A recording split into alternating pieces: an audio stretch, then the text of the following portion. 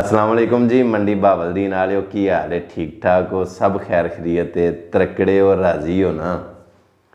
अच्छा भी मंडी आलियो गल एक दसो हाँ, ਜਿਹੜੀ मैं गल कीती सी उस गल नूं तुहां इन्ना उछालिया, एडा इशू बनाया, ज़रा खुद अपने ईमान कुरान दे नाल अल्लाह नूं हाज़र नाज़र जान के सोचो हाँ कि गल दा गलियान मैं बनाया कि जां तुसां खुद बनाया। गल तो मैं यही कीती सी ना कि मंडी दे विच कतलो गारत बड़ी है, झगड़ा बड़ा है, फसाद बड़ा है, इनू खत्म होना चाहिए। यही गल कीती सी ना, जिहड़ी गल दा तुहां बड़ा गुस्सा कीता। हुण तुसीं तुले हो इस वेले झगड़े दे उत्ते, लड़ाई दे उत्ते, फसाद दे उत्ते, ते मैं भी जे अगों तुहाडे नाल लड़न लग पां, झगड़ा करन लग पां, तो मैं खुद ही यह गल करन वाला कि झगड़े खत्म होने चाहिए ने। तो जे मैं भी मेरा मतलब है तुहाडे वाले काम ही शुरू कर दियां तो फिर मेरे विच ते तुहाडे विच फर्क कोई नहीं रह जांदा। तो दूसरे नंबर ते गल ये वे, चलो मेरे भी स्कैनर लगे ने, मेरे भी जिवें एजेंसियां काम करदियां ने ना, वो बंदे मैनूं दसदे रहिंदे ने भी किहड़े थां की पिया हुंदा ते किहड़े थां की पिया हुंदा। ते कोई जियां ने दस्सिया कि निक्कियां याणियां तो लैके ना ते बुढ़ियां तक वो इस टाइम में हाल हाल पाई कोई 6-7 जणियां ने ना कि आ लो वैस घूमन सियालकोटिए ने साडा कख नहीं छड्डिया, हाल लो साडा कख नहीं छड्डिया। और जिवें भैड़ी जनानी कपड़े पाड़ के थाने टुर जाती है ना, तो आंदी है नाले मेरी इज्जत भी लिट्टी सो ते नाले मेरे कपड़े भी पाड़ छड़े। मंडी वालिओ गल दरअसल ये वे यार, तुहाडे मंडी दे से अपना गुजरात दे फालीए दे सरगोधे दे बेबा जी इत्थे सियालकोट एयरपोर्ट ते लैंदे भी ने, ते सियालकोट जहाज ते बह के जाते भी ने, तो आउंदियां भी मेरे नूं मिलदे ने ते जांदियां भी मैनूं मिल के जाते हैं। बेबा प्यार वाले जी ने। तो जे मैं स्टेटस ला छड़ा कि मैं मंडी आउन लगा या गुजरात आउन लगा, तो अल्लाह की कसम मोबाइल की स्क्रीन बुझदी नहीं, इन्ने कदरदान जी ने।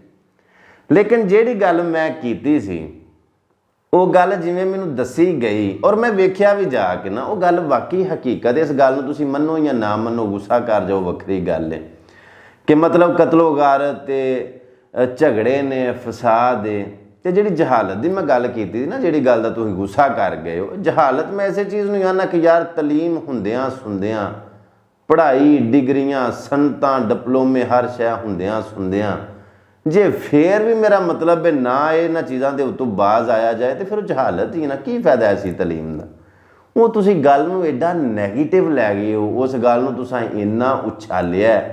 मैं एक बारी गल कीती है, तुहां 6-7 जणियां ने ना किताब ही पढ़नी शुरू कर दी है, दिने राती। जिवें वो निक्के निक्के बच्चे नहीं स्कूले जाके तो रट्टा मारदे इंज इंज करके, तो तुसीं ते लग ही पिओ सारे हो के अपनी बदनामी आप पे करदे हो।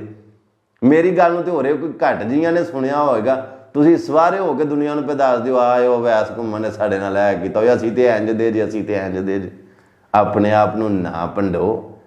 जिहड़ी खामी कोई गलती अपने विच होवे उहनूं कबूल कर लेना चाहिए। तो बाकी जे ना भी करो यार, तो तुहाडा जिला, तुहाडे पिंड ने, तुहाडे शहर ने, तुहाडा इलाका है, शेरां दा शहर है। असीं कौन हुंदे आ कि तुहानूं सुधारन वाले हैं? अपने आप नूं ठीक करो। असीं अपना घर सवारा करने ठीक करने, तुसीं अपना घर ठीक करो। ठीक है फिर इंज कि अपनी अपनी सलाह करिए, ठीक है ना। अच्छा आखिरी गल ये वे, और निक्के निक्के होंने हाँ तो असीं आने होंने हाँ कि लड़ाई लड़ाई माफ़ करो तो अल्लाह का घर साफ करो। अल्लाह का घर की हुंदा ही वाला, यह दिल नूं ना अल्लाह का घर आंदे ने। तो इस वास्ते करके जे किसी बंदे दी, जे किसी जी दी मेरी गल तो दिल आज़ारी हुई होवे, तो यार मैं उस बंदे कोलों इस चीज़ की माजरत करना कि तुहाडा दिल दुखिया, क्योंकि गल दिल दुखाने वाली नहीं सी कीती। मियाँ साहब फरमाते ने ढा दे मस्जिद, ढा दे मंदिर, ढा दे जो कुछ ढिंदा ही। एक बंदे दा दिल ना ढावी, रब दिलों में रहिंदा ही। तो यार मैं तुहाडा दिल नहीं हाँ दुखाना चाहता, ना मैं तुहाडे नाल कोई ऐसी यानी कि लावी गल नहीं कीती। याद रखियो मैं जिहड़ी उदन गल कीती सी ना, तलीम वाली, जहालत वाली, लड़ाई झगड़े वाली, फसाद वाली, कतलो गारत वाली, वो तनकीद बराए इसलाह की सी, तनकीद बराए तजलील नहीं सी कीती। ਉਹ ਤੁਸੀਂ ਗੱਲ ਨੂੰ ਐਡਾ ਪੁੱਠਾ ਲੈ ਗਏ ਹੋ, ਉਸ ਗੱਲ ਨੂੰ ਐਡਾ ਤੁਸੀਂ ਇਸ਼ੂ ਬਣਾ ਕੇ ਉਛਾਲ ਕੇ ਤੇ ਹਿੰਦ ਸਿੰਧ ਦੱਸਿਆ ਲੋਕਾਂ ਨੂੰ ਕਿ ਅਸੀਂ ਮਤਲਬ ਬਈ ਇਸ ਤਰ੍ਹਾਂ ਦੇ ਹਾਂ। ਤੂੰ ਜਿਹੜੀ ਜਹਾਲਤ ਦੀ ਗੱਲ ਕੀਤੀ ਸੀ ਉਹ ਤੁਸੀਂ ਖੁਦ ਵੇਖ ਹੀ ਰਹੇ ਹੋ, ਕਮੈਂਟਾਂ ਦੇ ਵਿੱਚ ਆ ਕੇ ਲੋਕਾਂ ਨੇ ਆਪਣੀ ਜਹਾਲਤ ਦਾ ਇਜ਼ਹਾਰ ਕੀਤਾ ਕਿ ਨਹੀਂ ਕੀਤਾ। ਇਸੇ ਤਰ੍ਹਾਂ ਵੀਡੀਓ ਦੇ ਵਿੱਚ ਆ ਕੇ ਜੀਆਂ ਨੇ ਆਪਣੀ ਜਹਾਲਤ ਦਾ ਇਜ਼ਹਾਰ ਕੀਤਾ ਕਿ ਨਹੀਂ ਕੀਤਾ। ਤੁਸੀਂ ਖੁਦ ਹੀ ਵੇਖ ਲਓ, ਮੈਂ ਕੀ ਮਤਲਬ ਗੱਲ ਕਰਨੀ, ਥੱਲੇ ਕਮੈਂਟ ਪੜ੍ਹ ਲਓ ਤੁਸੀਂ। ਉਹ ਮੈਨੂੰ ਮੇਰੇ ਜੀ ਜਿਹੜੇ ਨੇ ਯਾਨੀ ਕਿ ਮੈਂ ਉਹਨਾਂ ਨੂੰ ਮੈਨੇਜਰ ਰੱਖੇ ਆ, ਉਹ ਚੈੱਕ ਕਰਦੇ ਰਹਿੰਦੇ ਨੇ, ਵਿਜ਼ਿਟ ਕਰਦੇ ਰਹਿੰਦੇ ਨੇ। ਉਹ ਫਿਰ ਸਰਚ ਕਰਕੇ ਉਹਨਾਂ ਦੱਸਿਆ, ਉਹਨਾਂ ਆਖਿਆ ਘੁੰਮਣ ਸਾਹਿਬ ਮੱਝ ਤਾਂ ਥੱਲੇ ਗਈ ਹੈ ਨਾ ਪੂਰੀ ਇੱਕ ਵਾਰ।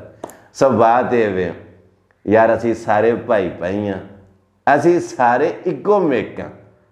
ਨਾ ਮੇਰੇ ਕੋਲੋਂ ਕਿਸੇ ਦੀ ਦਿਲ ਆਜ਼ਾਰੀ ਹੋਣੀ ਚਾਹੀਦੀ ਹੈ ਅਤੇ ਨਾ ਹੀ ਕਿਸੇ ਕੋਲੋਂ ਸਾਡੀ ਹੋਣੀ ਚਾਹੀਦੀ ਹੈ।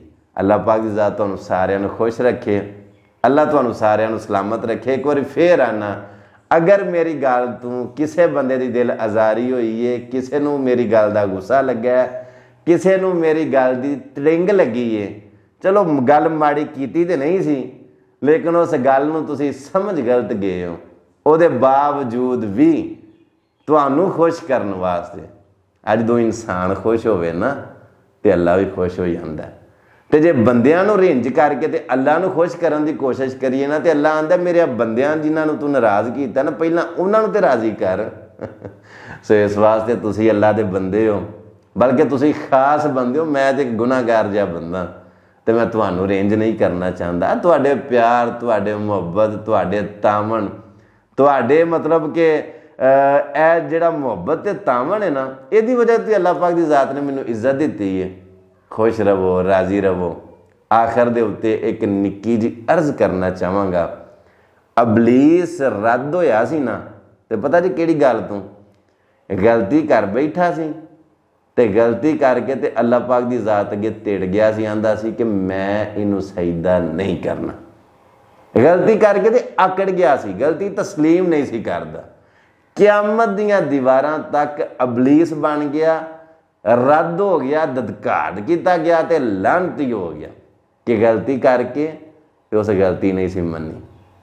ਬਾਬਾ ਜੀ ਆਦਮ अलैहिस्सलाम ਕੋਲੋਂ ਮਿਸਟੇਕ ਹੋਈ, ਗਲਤੀ ਹੋਈ, ਦਾਣਾ ਖਾ ਲਿਆ ਤੇ ਰੋ ਰੋ ਕੇ ਆਖਣ ਲੱਗੇ ਰੱਬਾਨਾ ਜ਼ੁਲਮਨਾ ਅਨਫੁਸਨਾ व इल्लम तगफिर लना व तरहमना लनाकुनन्ना मिनल खासिरीन।